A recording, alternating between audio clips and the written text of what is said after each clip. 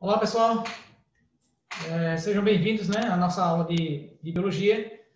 Nós que já estamos chegando quase no fim do conteúdo de genética, para a gente passar rapidinho pelos aspectos da evolução biológica e aí chegar na ecologia, que eu creio que sejam assuntos mais simples, mais tranquilos para que você possa entender. Então, a gente pode fazer algumas aulas com mais informações, né, para que dê tempo chegar no período do vestibular, né, vocês vão fazer o Enem, com uma carga de informações suficiente para você poder competir com tranquilidade. Claro que vai depender muito, mas muito mesmo de vocês.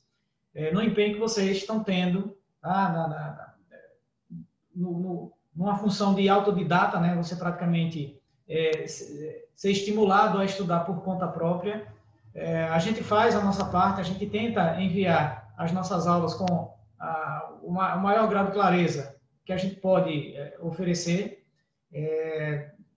tentando sempre trazer à tona algumas informações e algumas dúvidas que alguns alunos têm, né? E aí, por alguma dúvida, algum questionamento que o aluno tem, a gente tenta montar algumas aulas, ou que já teve durante as aulas presenciais, e aí a gente traz essa nossa bagagem de conhecimento para poder facilitar para vocês.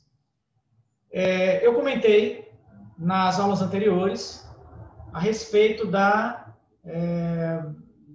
interações gênicas, né, que são as interações não epistáticas, as epistasias e a herança quantitativa. Todas elas, a gente fazia análise sempre levando em consideração que eram casos de pares de alelos interagindo para um caráter só. No entanto, esses pares de alelos, eles apresentavam uma segregação independente. Ou seja, os alelos ou os cromossomos, os genes alelos, eles estavam posicionados em cromossomos diferentes, o que permitia a formação de proporções de gametas iguais para cada um dos tipos formados. Então, por exemplo, se eu tivesse dois pares de alelos, e esses dois pares de alelos de um indivíduo heterozigoto, de híbrido, ele deveria formar 4 tipos de gametas diferentes. Se ele tivesse 3 pares de alelo, ele faria 8 pares de tipos de gametas diferentes. Se ele tivesse 4 pares de alelos, ele deveria ter uma proporção sempre de 16 pares de tipos de gametas diferentes, sempre obedecendo aquela fórmula de 2 elevado a n, sendo que o n representa a quantidade de pares de genes heterozigóticos que tinha no indivíduo. Como isso aqui é um conteúdo que a gente já comentou, qualquer coisa, vocês voltam lá nos vídeos, vê lá nos slides que informações que eu estou revisando para vocês para poder retirar as dúvidas. O que a gente vai trabalhar aqui, ela é a chamada de terceira lei da genética, né? Ou linkage, ou o assunto chamado de ligação gênica. A gente pode encontrar por essas denominações todas. Uma das coisas que normalmente as questões de vestibulares, não necessariamente o Enem, né, porque o Enem tem uma outra formatação, mas que algumas questões de vestibulares elas costumam cobrar é o nome da pessoa que propôs e que elaborou a lei para fazer parte dessa teoria da genética que a gente conhece hoje. Então, Morgan foi o pesquisador que trabalhou não com o convencional, né, que é a oferta mendeliana lá do trabalho mendeliano, mas ele trabalhou com animais, com variedades de moscas, da espécie Drosophila melanogaster, e aí, analisando, para comparar, né, as situações com o caso da segunda lei de Mendel. Então, analisou 2 características e viu a proporção dos indivíduos na prole. E aí o que se percebia é que, quando fazia os cruzamentos, com alguns casos, como eram propostos pelas leis de Mendel, pela segunda lei em particular, cruzando os 2 indivíduos de híbridos, a proporção da prole seria 9 para 3 para 3 para 1. Ou seja, 9 combinações com as 2 características dominantes, 3 só com uma, 3 só com a segunda e uma combinação com ambas as características excessivas. E aí, quando ele tentou fazer esses cruzamentos, verificando algumas mutações que havia, né, nessa espécie de mosca, cor dos olhos e formato das asas, olhos normais, olhos vermelhos, asas normais e asas vestigiais, certo? Ou seja, são mutações que no caso das asas seriam prejuízo tremendo para os indivíduos portadores. E aí, aquela proporção no cruzamento entre duas gerações, ou entre indivíduos de uma geração de híbrida, não formava a proporção de 9 para 3 para 3 para 1. Então, como é que ele explicou isso daí? A partir do momento que ele identificou, então ele foi fazer realmente para testar, para ver se realmente era um caso de segunda lei, teve que fazer um cruzamento teste. Não sei se vocês lembram como é o cruzamento teste. Você vai cruzar indivíduos com as duas características dominantes com um que tem a característica recessiva. Então, pega duas linhagens puras, uma homozigota dominante, outra homozigota recessiva, define-se o que é característica dominante e recessiva primeiro, né? Define depois os indivíduos dominantes homozigóticos e os recessivos, faz o cruzamento, desse resultado, ou seja, desse indivíduo que resultou, faz o cruzamento teste, ou seja, cruza um indivíduo de híbrido, que certamente é de híbrido, com um indivíduo duplo recessivo. Se fosse um caso de segunda lei de Mendel, cruzando-se um indivíduo dominante heterozigoto com duas características heterozigóticas, que formariam 4 tipos de gametas. Dois dominantes, só o primeiro dominante, só o segundo e os dois recessivos.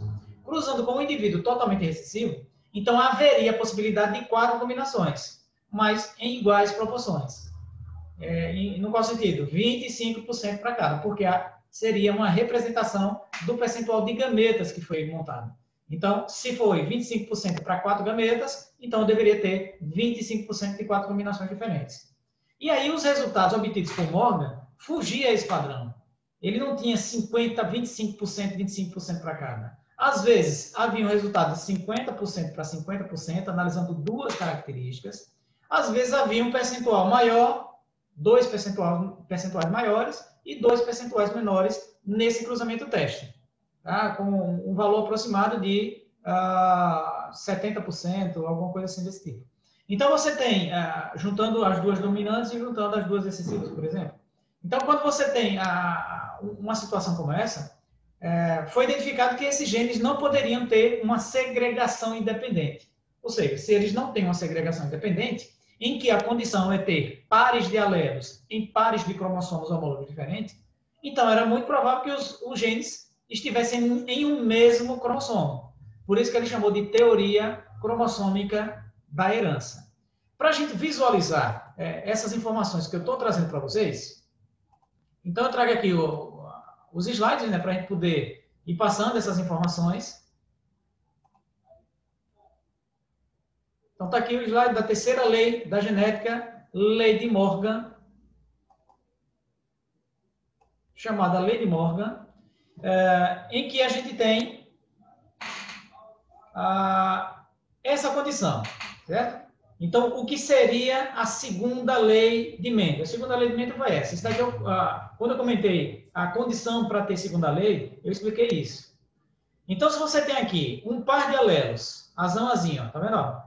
Um segundo par de alelos, Bzão, Bzinho, e eles estão posicionados em pares de cromossomos diferentes, esse azulzinho e esse aqui vermelho, então, quando duplicar, quando ocorrer separação dos pares, aí os pares não alelos, ou os cromossomos não homólogos, desculpe, os cromossomos não homólogos, eles podem se combinar de forma independente, porque eles não estão presos no mesmo cromossomo. Então, o alelo A, dominante, pode se ligar ao B recessivo e formar um gameta, como está aqui. O alelo A dominante pode sair e formar um gameta junto com o Bzinho recessivo, certo? Então, formar esse tipo de célula aqui. O cromossomo que tem o A recessivo, o gene recessivo para A, pode se combinar com esse que tem o alelo dominante para B. E o que tem o alelo recessivo para A pode também se juntar junto com o alelo recessivo para B. E aí, como os gametas têm percentuais proporcionais iguais, todos eles teriam que formar em 25% das células gaméticas resultantes. Então, isso é a segunda lei. Se Morgan tivesse feito os cruzamentos com sua espécie de mosca lá, e tivesse um caso de segunda lei, deveria resultar 4 combinações diferentes e 25% para cada, que seria a representação para esse indivíduo aí duplo heterozigótico. Mas qual era a condição que havia lá? Algo desse tipo. Ou seja, ao invés de eu ter 2 pares de alelos em 2 pares de cromossomos diferentes, os 2 pares de alelos estariam no mesmo cromossomo, por isso que ele chamou de teoria cromossômica da herança. Os alelos, eles estão presentes no mesmo cromossomo. Tá? Ou seja, a definição dele, os genes estão nos cromossomos, que era o que se via nas divisões celulares. Então, como eles estão nos cromossomos, alguns estão em cromossomos diferentes, por isso que há segregação independente, e outros estão no mesmo cromossomo, por isso que eles estão ligados. Linkage. Eles estão ligados, ligação gênica. Então, o que é uma ligação gênica? Quando você tem mais de um tipo de gene no mesmo filamento de cromossomo. E é lógico que vai ter. Para que vocês tenham ideia, a espécie humana ela tem 23 pares de cromossomos. No entanto, a gente tem mais de 30 mil tipos de genes diferentes. Ou seja, são mais de 30 mil pares de alelos. Não poderia ter mais 30 mil pares de cromossomos, tá, gente? Um gene para cada cromossomo.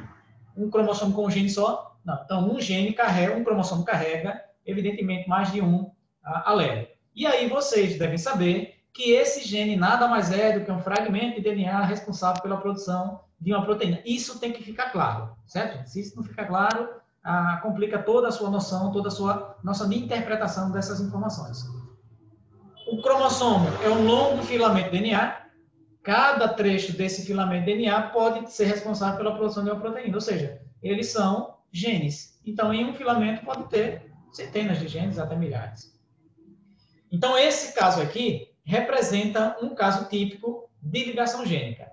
Nesse caso, quando você tem, por exemplo, dois alelos dominantes no mesmo cromossomo e dois alelos excessivos no outro, a gente chama de ligação do tipo cis, que confunde, às vezes, com o conceito que vocês têm lá na química orgânica no terceiro ano. Então, aqui a gente tem a ligação do tipo cis. Caso você tenha um alelo A dominante e um B recessivo, um alelo A recessivo e um B dominante, aí seria uma ligação do tipo trans.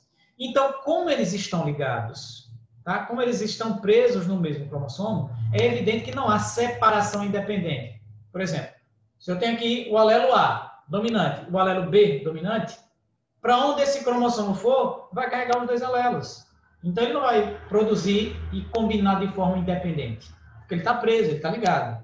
Então, pela lógica do processo, se vocês têm cromossomos desse tipo, a tendência seria formar 50% dos gametas com o gene A e B dominantes e os outros 50% com o gene A e B recessiva, que seriam os tipos de gametas. É claro que, muitas vezes, não há 50% dominante e 50% recessivo. Existe uma variação. Porque existe um fenômeno na célula chamado de crossing over, ou permutação genética, que acontece na primeira etapa da meiose, a gente chama de prófase 1 da meiose 1, em que ocorre cruzamento das fitas de cromossomo, claro, dos homólogos, toque num ponto, quebra e troca desses fragmentos. Então, como a troca desses fragmentos, pode haver a chamada recombinação genética e os gametas serem produzidos em tipos diferentes, consequentemente em proporções também distintas, porque nem todas as células sofrem crossing no mesmo lugar, na mesma proporção, na mesma condição. Certo? Seria um extremo raro para poder acontecer isso e formar 25% para cada. Então, normalmente, se você tem, por exemplo, uma ligação do tipo cis, a tendência seria 50% com os dois genes dominantes e os outros 50% com os dois alelos recessivos. O que pode acontecer é uma dessas fitas de algumas das células que produzem gameta sofrerem a recombinação e, no momento que elas sofrerem a recombinação, você misturar alelos dos cromossomos homólogos. E aí você teria uma fita carregando os dois dominantes, uma fita carregando os dois recessivos e as duas outras fitas com mutualmente troca mútua de fragmentos, e aí você teria uma mistura genética produzindo 4 tipos de gametas diferentes. Mas a tendência seria aqueles originais, que a gente chama de gametas parentais, tendo um percentual maior, e aqueles que surgiram a partir da recombinação, por isso que a gente chama de gametas recombinantes, teriam um percentual menor. E é em virtude desse percentual maior e menor que a gente define, por exemplo, no cruzamento teste, se a ligação é do tipo cis ou se ela é do tipo trans. Se os percentuais maiores foram desses que têm os dois dominantes no mesmo e os dois recessivos no outro, a ligação foi cis. Caso exista o maior percentual daquele que tem, por exemplo, o A dominante e o B recessivo, o A recessivo e o B dominante, Então, a gente diria que essa ligação original, esses gametas parentais, indicando que a ligação é do tipo trans, certo? Então, são algumas informações que a gente vai ter durante nossa ideia. Esse daqui seria a representação de uma frequência de gametas a partir de uma ligação de uma segunda lei, em que a segregação é independente. Uma célula com pares de alelos heterozigóticos. Como é que seriam os gametas aqui? Primeiro com primeiro, primeiro com segundo, segundo com primeiro, segundo com segundo. Fazendo um cruzamento teste, certo, gente? Um cruzamento teste. Então, o percentual seria igual para cada um deles, e aí você teria 4 combinações diferentes, com os 2 dominantes, com as 2 características excessivas, só com a primeira dominante, só com a segunda dominante. Mas isso daí em 25% para cada. Tá? Isso aí seria um quadro de segunda lei, um cruzamento teste de segunda lei. No caso de uma ligação gênica, a frequência muda. Por quê? Porque como ele está ligado, quando essa célula sofrer meiose, lembra que é meiose? Separa, divide o número de cromossomos ao meio. Então, eu teria um gameta azão-bezão e apenas um gameta azinho-bezinho. Quando fizesse o cruzamento com o indivíduo recessivo, duplo recessivo, que só produz azinho, bezinho, dependendo da separação que ele faça, então produziria só com as 2 características totalmente dominantes e com a característica totalmente recessiva. Só que ambos híbridos, o primeiro híbrido, certo? Aqui está azão, bezão, azinho, bezinho, por quê? Porque está indicando que é uma ligação, tá, gente?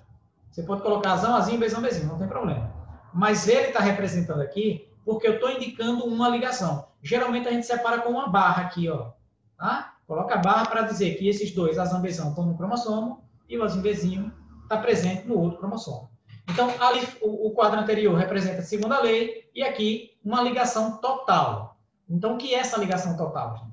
Essa ligação total é quando os gametas são produzidos e que não há ocorrência de crossover. Ou seja, não há permutação genética entre os cromossomos homólogos. E aí não há mistura dos genes alelos ou não alelos, tá? Que é a troca de fragmentos do cromossomo. Então, quando não há crossover, quando não há permutação genética, 50% com um gameta dominante, 50% com os 2 excessivos. Ou seja, com a combinação totalmente dominante, 50%, com a combinação para que os 2 gametas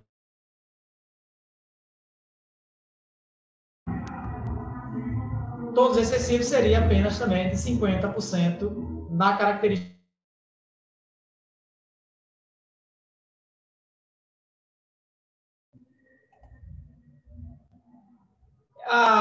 Agora, é claro que pode acontecer que na célula aconteça, ou seja, nas células gaméticas, aconteça esse fenômeno da recombinação. E quando tiver recombinação gênica, vocês vão chamar de linkage ou ligação parcial. Então, nessa ligação parcial, gente, eu não sei se dá para perceber direito, porque a imagem ficou ruim, mas imagine aqui todas as células que vão produzir o gameta de um indivíduo, todas, 100% das células. Aqui eu estou colocando 80% e aqui eu estou colocando 20%. Eu estou supondo que dessas 100% de células que existem para produzir gametas, apenas, ou esse montante, é um valor absurdo aí, geralmente é bem menos, viu, gente? Esse montante todo daí sofra crossover, ou seja, 80% das células vão sofrer crossover. E a partir daí, gente, quando ela produzir gameta, seria o mesmo percentual para cada. Da mesma forma que acontece na segunda lei de Mendel, 25% para cada, ou seja, divide todo por 4. Divide todo por 4, certo? Então, você tem aqui 80% sofrendo crossing. O que é o crossing? Isso daqui, ó, tá vendo? Ó? Um fragmento de azinho, bezão, desculpa, azinho, bezinho. Ele vai trocar o fragmento com esse que é azão, bezão. Tá vendo aqui, ó? O ponto do crossing é a troca. Essa ligação é do tipo cis, ou seja, os 2 dominantes no mesmo cromossomo e os 2 excessivos no outro. E aqui ela está sofrendo a troca. Ela está sofrendo a permutação. Depois que ocorrer a permutação, uma fita do cromossomo vai ficar com alelo A e B dominantes, mais uma vai ficar com A dominante e o B recessivo, que não existia, por isso que ele é recombinante. Uma fita desse cromossomo vai ficar com A recessivo e B recessivo, e a outra vai ficar com alelo A recessivo e o B dominante, que é um novo tipo de situação que não existia, por isso que a gente chama de recombinante. Bom, se aqui eu tenho 80%, quando ele separar e dividir meiose 1, meiose 2, lembrando que a meiose 1 separa o par e a meiose 2 separa as fitas, então você teria 1, 2, 3, 4 combinações surgindo aí diferente. E o percentual delas igual, 80 dividido pelas 4. Então, ficou 80 dividido por 4, 20% para cada. Então, eu teria 20% de gametas azão-bezão, 20% dos gametas azão-bezinho, 20% dos gametas com o azinho-bezão e 20% dos gametas com os dois recessivos, azinho-bezinho. E esse outro 20% aqui vai sofrer meiose também, tá, gente? Só que ela não sofreu crossing, pode até ter sofrido em outra região, mas a gente está considerando que não sofreu crossing de forma nenhuma. Então, não sofrendo crossing, 100% delas vão formar gametas azão-bezão e os 100% dessas vão formar gametas azinho-bezinho. Ou seja, se eu tenho 20%, divide aqui para 2, ou seja, só seria 10% das células totais. Aqui, sofrendo a segunda meiose, que é separando a fita, seria, lembre, dividiu 20, então ficou 10 para cada. Dividiu 10, ficou 5 para cada. Mas no total, a gente tem o seguinte: 20% das células que sofreram crossing ficou com gameta azão-bezão. Só que 5 dessas que não sofreram também ficou azão-bezão. Por isso que no total dá 25. Essas outras aqui, você tem um total de 20% das células que não sofreram crossing, que não sofreu alteração, não sofreu troca, 20% mais 5 mais 5. Então, dá um total de 20 mais 5 mais 5, 30. E aqui 20 mais 5 e mais 5, 30. Ou seja, 10% mais 20 e os 10% mais esses 20. Então, no geral, ou no final, a gente vai ter 30% de gametas azão-bezão, 20% de gametas recombinantes azão-bezinho, 20% de gametas azinho-bezão e 30% de gametas azinho-bezinho. Então, esse quadro aqui é para demonstrar que nem todas as células sofrem crossing. Aquelas que sofrerem produz 4 combinações em percentuais iguais. O que vai diferenciar é a soma com aqueles que não sofreram alteração e recombinação genética. Tá? Então, por isso que os parentais vão estar sempre em maior proporção. E os recombinantes são aqueles que vão estar num percentual menor. Então, se ele tiver aquele que indicar o maior percentual, a gente considera como uma ligação parental, ou seja, aquela que é originária. Quando o percentual for menor, a gente chama eles de recombinantes, são aqueles que não sofreram a recombinação genética durante o final da primeira meiose. Bom, e é normalmente dessa forma que a gente vai tentar entender, tentar identificar se houve ou não a ligação gênica, certo, gente? Se não houve, ou quando é, ou quando não é. Quando você cruza duas características entre si, e que 50, claro, num cruzamento teste tem que ser sempre um cruzamento teste, senão não dá para saber.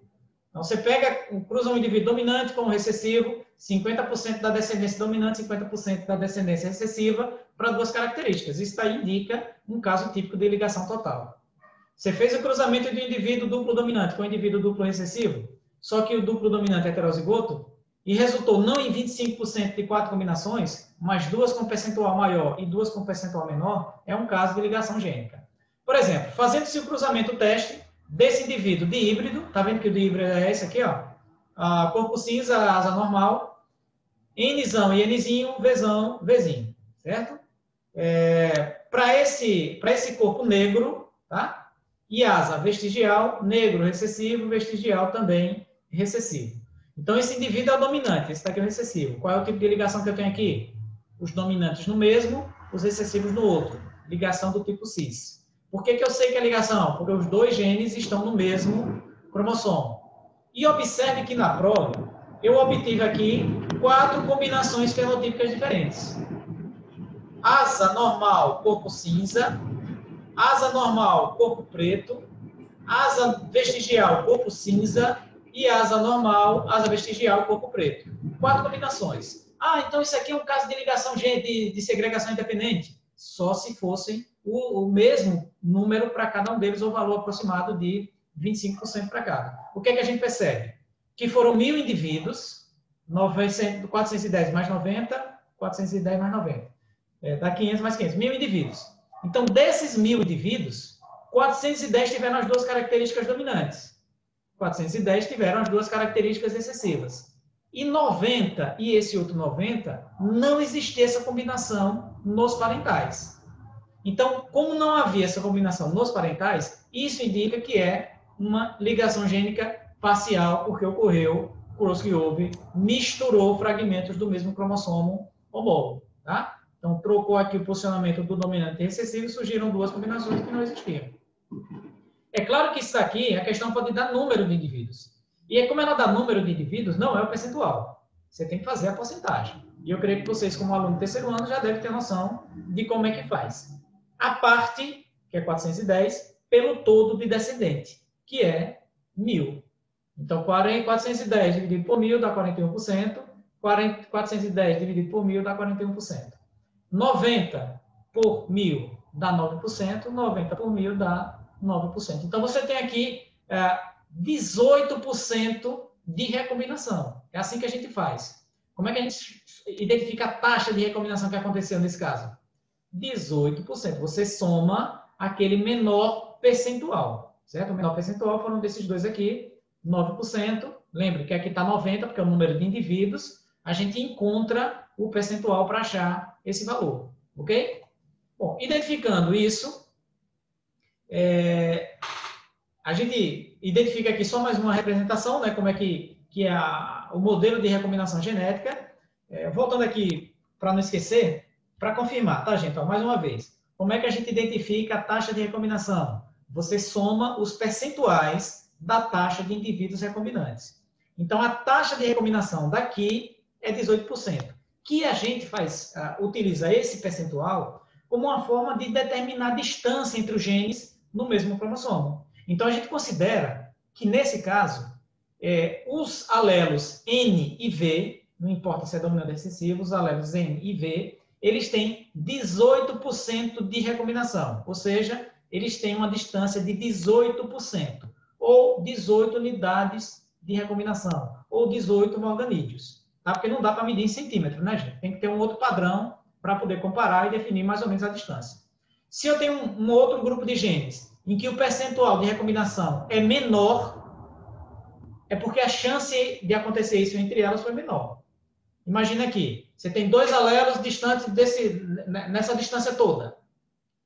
A chance de ocorrer crossing é grande. Você tem dois alelos com essa distância apenas. O percentual de recombinação vai ser menor. Então, a gente utiliza essa noção para definir a distância dos alelos no cromossomo e fazer uma coisa que a gente vai ver lá na frente, chamada de mapeamento genético. Certo? Então, isso aí são algumas informações que a gente tem. Aqui é uma outra situação para a gente comparar como é que surge essa recombinação dos indivíduos. Observe aqui a região da troca, a zambezão, a gente já viu essa imagem, então, passando adiante aqui, para a gente discutir uma questãozinha simples sobre a ligação gênica. Em Drosophila melanogaster, que é aquela mocinha, asa selvagem normal é dominante sobre asa em miniatura. Olho selvagem, marrom avermelhado, é dominante sobre olho vermelho. Fêmeas selvagens puras foram cruzadas com machos de asa miniatura e olhos vermelhos. As fêmeas da geração F1 foram cruzadas com machos de olhos e asas anormal, ou seja, características recessivas, e de olhos, aqui está escrito coloquei essa palavrinha asa aqui, não é, tá, gente? São olhos anormais e asas anormais e olhos vermelhos. Então, a gente cruzou aqui duas características em que um é dominante, heterozigoto, e o outro é recessivo. O resultado foi isso. Asas normais e olhos vermelhos, 97 indivíduos. Asas miniaturas, olhos vermelhos, 97 indivíduos. Ou seja, 97 com as duas características dominantes, 97 com as duas características recessivas. Asas selvagens, olhos vermelhos, só 3 indivíduos. E asas miniaturas e olhos selvagens, 3 indivíduos. Então, a gente já dá para perceber aqui que tipo de ligação é essa. Se o maior número de indivíduos foram com as duas características dominantes, então é porque a ligação foi do tipo cis. Tá? Quando o percentual foi a mistura de características dominantes e excessivas, é porque eles surgiram depois. Eles foram recombinantes. Tá? Bom, então a gente vai definir o percentual. O cara diz, 97% e 3%. Bota, gente. 97 com 97 já vai dar, e 3 e 3 já vai dar 200%. Né? A gente faz o máximo de 100. Tá? Então, o padrão que a gente vai utilizar sempre vai ser por cento. Então, por cento, o máximo tem que ser 100. Então, a gente tem que fazer a definição dos percentuais. Certo? Como é que seria, então, aqui o percentual? Você pega 97 e divide por 200. Tá? Para definir a taxa de recombinação entre os indivíduos resultantes no processo. Você pega 3 e divide pelo total de indivíduos, que é 200%. Então, quando você divide 3 por 200, isso daí dá um total de 0,015 por 100, daria 1,5%. Então, aqui eu teria 1,5%, 48,5%, 48,5%, por quê? Porque eu pego 97 e divido pelo 200, que é o valor total de indivíduos. Então, qual seria a distância entre esses dois alelos? O alelo para a asa miniatura e para o olho selvagem. A distância entre os dois alelos é de 3%, porque o percentual de recombinação só dá 3%. É 1,5% para esse e 1,5% para os indivíduos com características asa miniatura e olho selvagem. Então, resultando aqui, a distância entre os dois N é de 3%, de 3 unidades de recombinação, ou 3 Morgan. Tá? Então, já pela prole, você já consegue definir que é um caso de ligação. Por quê? Porque se não fosse ligação, seria 25% para cada, tá? 200 dividido por 4, 50 para cada. 50 indivíduos para cada combinação aproximada, né? Como teve valores muito distintos, então identifica que é um caso de ligação. Total, parcial ou total. Nesse caso aqui, teve 4 combinações, é parcial. Se tivessem só 2, seria total. Tá? Pelo próprio resultado, a gente já pode fazer sem analisar, dividir tipos de genes e tal, para a gente conseguir considerar se há ligação, que tipo de ligação e qual a distância entre eles na prole, tá? Ou no cromossomo. Então, ligação do tipo cis, porque as características dominantes estão presentes no mesmo cromossomo, no mesmo indivíduo.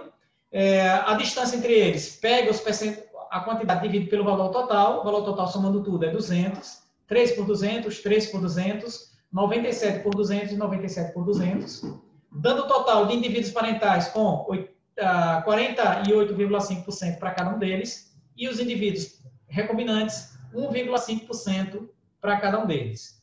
Pega esse percentual de recombinação, soma e vai dar a distância entre os alelos. A distância daí é 1,5% mais 1,5%, ou seja, 3% a distância entre eles. Bom, daqui para frente, a gente analisa o mapeamento genético, só que para que a gente não estenda muito o nosso vídeo, né, e vocês se cansem demais aí durante a semana para assistir essas aulas, então deixo aqui, a próxima aula eu finalizo essa parte de ligação gênica, mapeamento genético e a herança dos sexos, tá, gente? Que é um outro tópico, o último tópico, envolvendo basicamente a genética, que é o pessoal menos curte, né?